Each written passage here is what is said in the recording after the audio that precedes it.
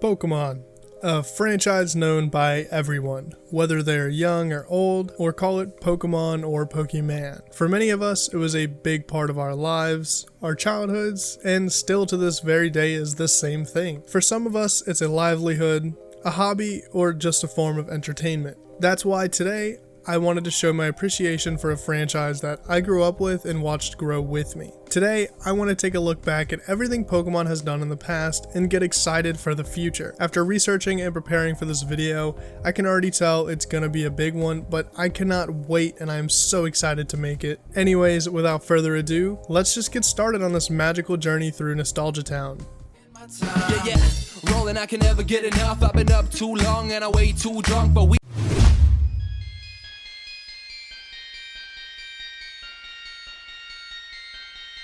For the first stop on this journey, I wanted to take a look at the main series games because the evolution and progression is just mwah, chef's kiss. Also, some ground rules before we go too far. I'm going to go by NA release because, well, I'm North American, if you couldn't tell. So as a result, the first games we're going to be talking about are going to be Heart Gold and Soul Silver, releasing on March 14th, 2010. These games will always hold a special place in my heart because I'd always loved the Johto region, but I had to wait until these games came out to experience it. I had a busted copy of Pokemon Gold that always froze the title screen that I tried for years to fix, that a cousin had given me, and I can't tell you how many times I tried to blow the dust out of it. Looking back now, I'd say the dust probably wasn't the problem, but I digress. 21-year-old me is, debatably, much smarter than 10-year-old me. Anyway, this was definitely a highlight for me, and I remember taking my Pokewalker literally everywhere with me, even going as far as to try strapping it to the tires on my parents' car whenever we went somewhere.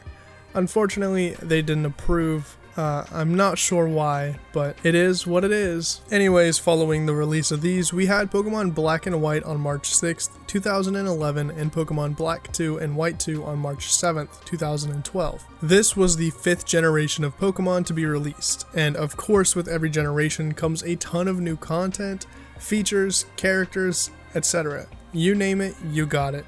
I really appreciate these games because they brought us a pretty solid story, some great character development, particularly N, who has always been one of my favorite characters, and was even my channel mascot for a while, and new features like Dream World, the fat EXP farms that were Audinos, hidden grottos to find new Pokemon, and so much more. I can honestly say some of my fondest memories were while playing these games. Pokemon X and Y were released on October 12th, 2013, over a year and a half after Black and White 2 came out. I'm gonna be honest, this was one of my out phases with Pokemon, so unfortunately I didn't get a chance to be around when it was released, and I still haven't gotten a chance to play through them fully. It was the first main series game released on the 3DS, so that means for the first time we got 3D everything in a main game. This game brought us some key features that are still mostly around today, like Mega Evolution, trainer customization, and, well, everything being 3D. No more pixels. I mean, how revolutionary is that? Albeit, the pixels still carry a pretty nostalgic feeling, and that fucking iPad, I'm gonna...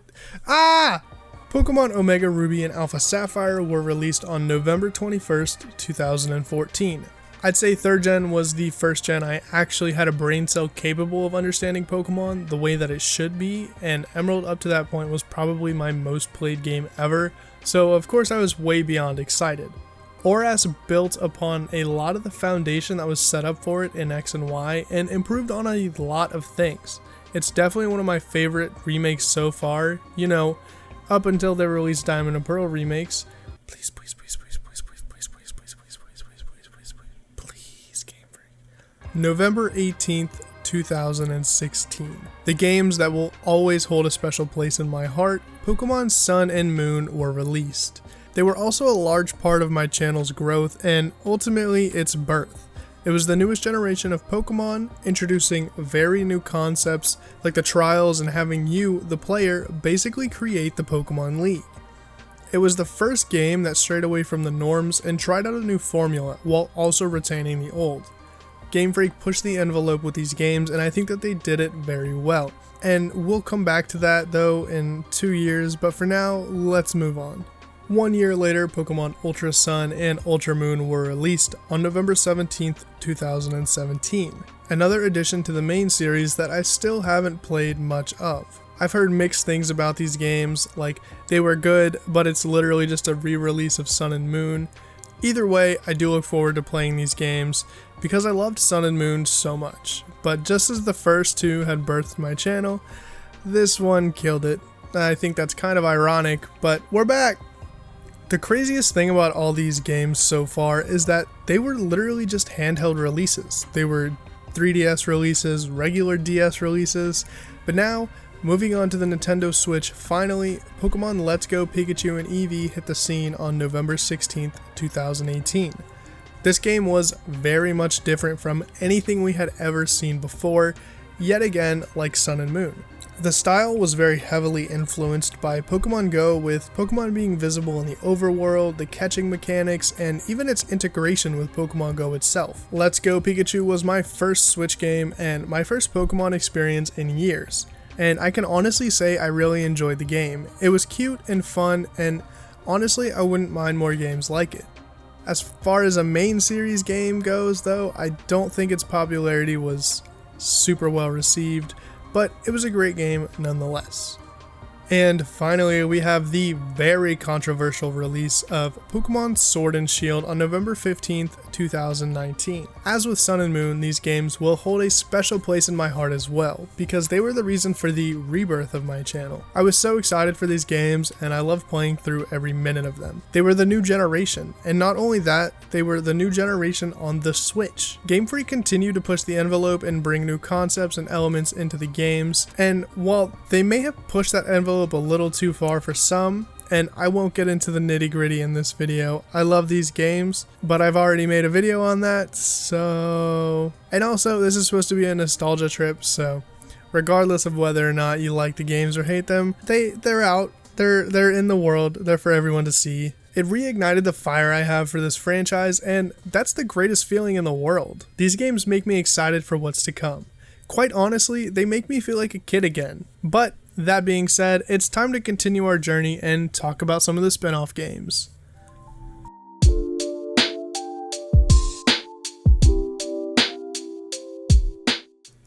Spin-offs. While they aren't all top-notch, I'd be willing to say they're all pretty cool. I personally didn't play many of these, but after researching them quite a bit, I might just go back and get me a Wii U. Why a Wii U, you ask?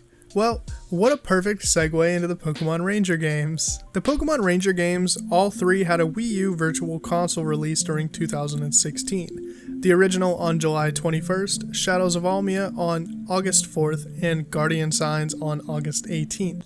I didn't play much of the other Ranger games, but I do remember getting the original for Christmas the year it came out. And I also remember almost putting my stylus through the screen because I couldn't trap that stupid Entei in my web of what apparently was a glass rope. Moving on to what's most likely the fan favorite, Pokemon Mystery Dungeon. We had two new Mystery Dungeon games drop during this decade, those being Gates to Infinity on March 24th of 2013, and then Super Mystery Dungeon on November 20th of 2015. Fun fact about Super Mystery Dungeon, it's the only Mystery Dungeon game you can recruit all 720 Pokemon in. I haven't played a Mystery Dungeon game in forever, but I definitely want to go back and give these games a try. On June 23rd, 2016, we saw Red, Blue, and Explorers of Sky make their way onto the Wii U Virtual Console. Nintendo was really just trying to take all of our money this decade, huh? Now, I don't really know much about the Rumble games, and I don't really understand the concept of the games, but hey, I'm still willing to give them a shot. The original Rumble was released in 2009, so it missed the cutoff for this video by just a couple months, even though it gets a special shout out anyway. Throughout the 10s, we saw 3 different Rumble releases. Blast on October 24th, 2011 for the 3DS, U on August 29th, 2013 for, you guessed it, the Wii U, and World on April 8th, 2015 for the 3DS. We also saw things like Pokepark, which I'm assuming is like a prehistoric Pokemon camp from Sword and Shield and the inspiration for Pokemon Me, but with more lucrative and fleshed out adventures. Pokepark Wii, Pikachu's Adventure, was released on November 1st, 2010 for the Nintendo Wii and was released again on May 9th of 2016 for the Wii U Virtual Console. Pokepark must have just been so good because they released Pokepark 2 Wonders Beyond on February 27th, 2012, also for the Wii. That one did not get a virtual console release, and I gotta know why. Pokken Tournament came out on March 18th of 2016 and was actually one of my favorite Wii U games. I thought the concept of a Pokemon fighter, while a little strange, was a really fun and great idea, and boy was I right. I enjoyed these games a lot, and I actually need to pick up Pokken DX at some point. I really have no excuse because that one came out in September of 2017 for the Switch, so I'm just lagging behind a little bit here. Anyway, that's going to wrap it up for the spin-off games, so let's go ahead and jump into one-offs.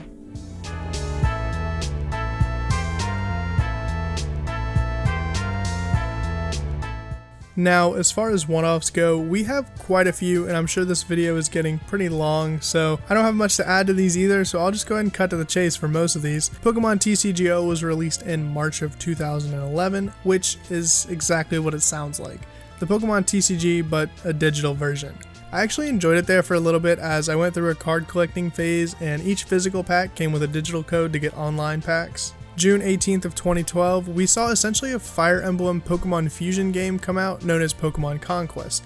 I can't believe I haven't played it yet, but I'm gonna get right on that. Also in 2012, we got Pokédex 3D and Pokédex 3D Pro, which was just a big, 3D Pokédex to view Pokemon. Pokemon Bank kicked off in February of 2014 and is just a big jail cell to lock your Pokemon in on any of the 3DS released games, and even included the virtual console released games as well. Pokemon Battle Troze and Pokemon Art Academy made their debuts in 2014, which was followed up the next year with Pokemon Picross at the end of 2015. Lastly, Detective Pikachu stormed the scene on March 23rd of 2018, and I'm not sure how I missed it, but I saw the movie and I think I should play the game if it's anything like the movie. Now it's time to get mobile and continue to the mobile scene.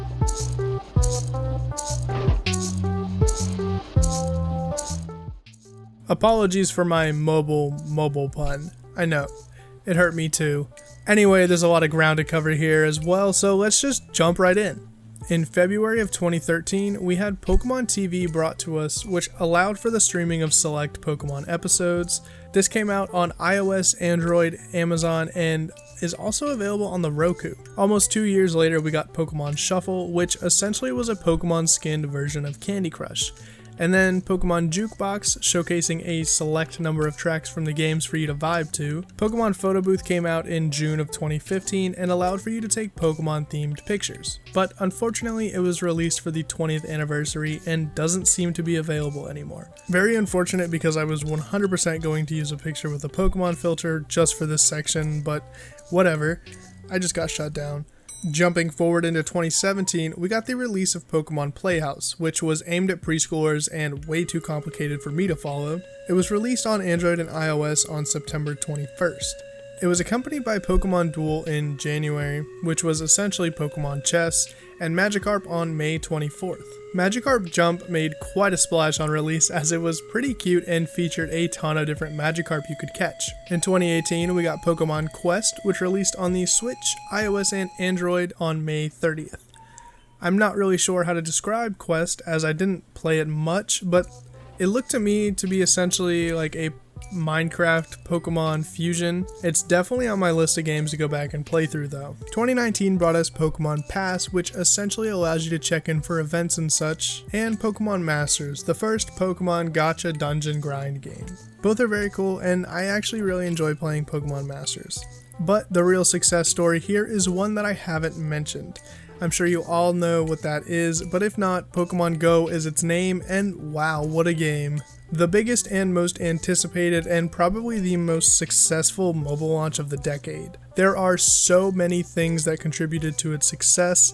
The fact that it brought so many people together, young and old, new and returning fans, it was just inspirational. I have so many great memories tied to this game, it's unreal.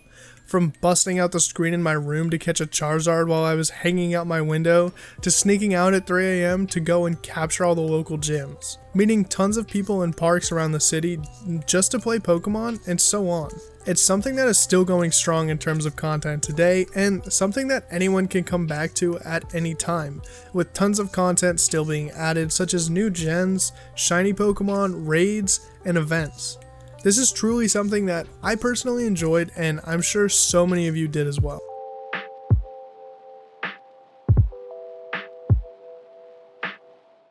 I've already mentioned some of the virtual console releases early in the video, so I won't be repeating myself here, but let's talk about the ones I didn't mention. These are all pretty nostalgic, so I recommend going back and playing some of these just to get that nice feeling. Personally, for me, things like the Pokemon TCG game and Pokemon Pinball were some of my favorites growing up, so I will always have a soft spot for them. Anyway, with this we had Pokemon Puzzle Challenge, not to be confused with Pokemon Puzzle League, the N64 Classic, released for the 3DS on November 6th, 2014. It's basically a Pokemon themed Tetris if you're into that. This was shortly followed up with the Pokemon trading card game released on November 13th of 2014. It's essentially the most primitive form of the Pokemon TCG, but still a very fun game nonetheless. Following the release of those spin-offs, but for the Wii U, we had Pokemon Pinball released on January 1st, 2015. As I mentioned before, this was definitely one of my personal favorites and probably what led to my inevitable gambling addiction. No, but seriously, a great game. You should totally check it out if you're ever in the position to.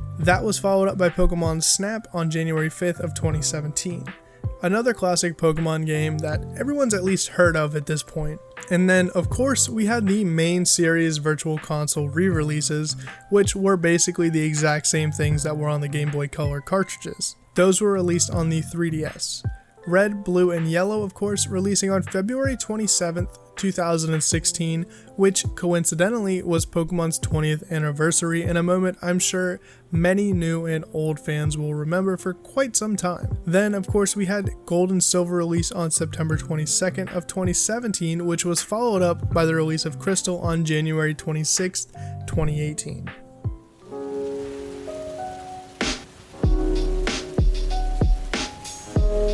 And now that we've got all that out of the way, I quickly want to take a look at some of the biggest Pokemon moments this year.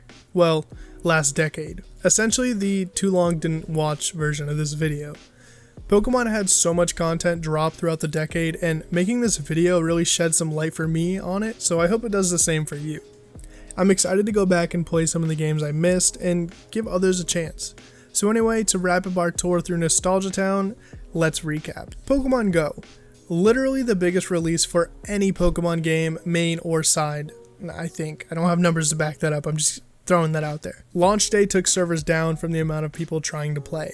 Rocky at the start, but managed to pull themselves out of a nosedive. It united communities and opened so many doors, so many opportunities and friends, going outside and fulfilling your inner fantasies of being a Pokemon trainer. Even to this day, it's still being updated and it's still being managed very well. All in all, this was just a complete win for the Pokemon Company, and even for, what's their name? I can't think of the name of the people that made this game.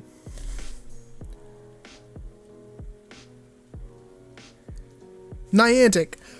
Boom! I just peaked my audio. Okay, yeah, so Niantic. The release of Sword and Shield. Now, I know this one was very controversial, but the sales speak for themselves. Now, while you may have your own opinion on Sword and Shield, the numbers don't lie, and I personally really enjoyed it, and I know so many other people have. So, yeah, that was a pretty big moment, if not for the game, at least in terms of controversy surrounding the game. Ash finally won a league, the Alola League, and that's about it for anime coverage. If you're wondering why I didn't really cover that, well, now you know. And then the virtual consoles bringing back the classics to experience the games you might have grown up with, or to give you a chance to experience them if you missed out.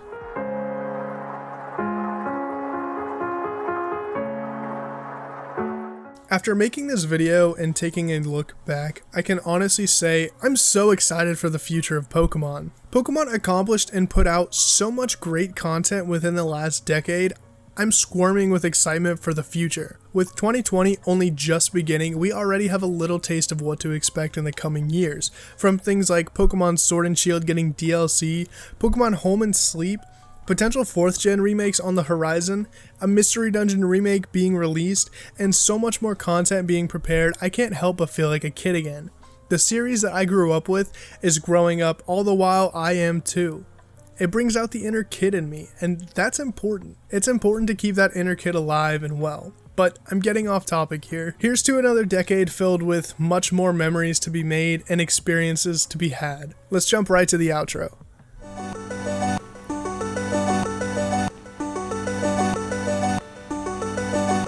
With all that being said, I'm sure this is going to be quite a long video. I had so much fun making this, and I can honestly say this is probably one of my biggest videos ever. It's also probably one of my favorites. The amount of emotion and heart that also went into making this is absolutely insane. I'm just giddy with excitement. I poured a lot of heart into this, so it would mean the world to me if you guys could share this. Also, let's all share some stories and experiences down in the comment section below. I'd love to hear about them. Let me know what made you fall in love with Pokemon. Why do you play Pokemon? Just tell me your story. I want to hear it. Anyways, if you guys enjoyed this video, then consider dropping a like. It would mean a lot to me. If you didn't, feel free to leave a dislike and subscribe for more Pokemon content. I've got a lot of stuff in the works and a lot of stuff I can't wait to share with you guys. So here's to 2020 being awesome. Anyways, I'll see you guys in the next one.